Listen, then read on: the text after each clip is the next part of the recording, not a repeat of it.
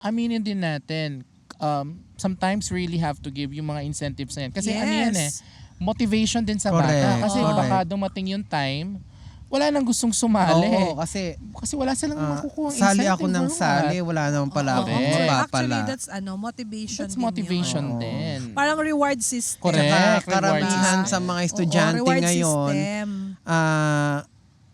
sumasali talaga sila kasi alam nilang may additional points silang marireceive sa mga respective teachers nila. Kailangan naman talaga kasi na yung ano na yun, plus points. Kasi syempre, di ba nag-exert sila ng time, effort, energy, resources. So lahat yun, and-exert nila. Then, ano lang makukuha nila, wala lang pala. So, for whom and for what? Baka next time, di na sila sumali. Kaya nga, for whom and for what? Oh, why are we going to join this kind of competition?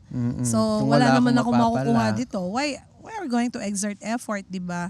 So, yun. So, siguro, nasa will naman ng teacher yan na magbigay ng plus points kasi, syempre, kawawa naman yung bata. Kumbaga, ano ba naman yung 10 points, 5 points. Lalong-lalo na kung deserving naman talaga. Correct. Yung kung bata. deserving naman yung bata. So, deserve niya naman Holistically, diba? magaling, mabait, maasahan, dependable. May mga bata na proactive initiative. May mga bata na makasing ganon. Kaya deserve naman nilang makakuha ng plus points.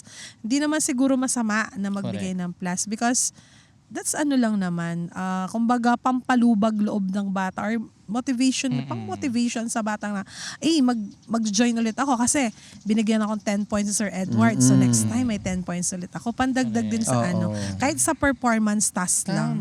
Diba? Hindi naman ganun kadami yon, ilang points lang naman yon. Diba?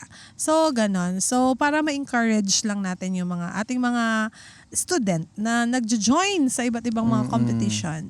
So, they are just naman kasi hindi lang naman din yung sarili nila yung dala-dala nila. Pati Even yung pangalan ng school. Yes. And of course, proud ka din. Kasi syempre, sinong coach nito? Sinong advisor ng batang Coach to? Edward. Ang galing-galing niya. Si Coach Edward pala. Coach Edward, ang galing naman ng student mo. Oh my gosh. Ang galing mo pala mag-train. Ganon, di ba?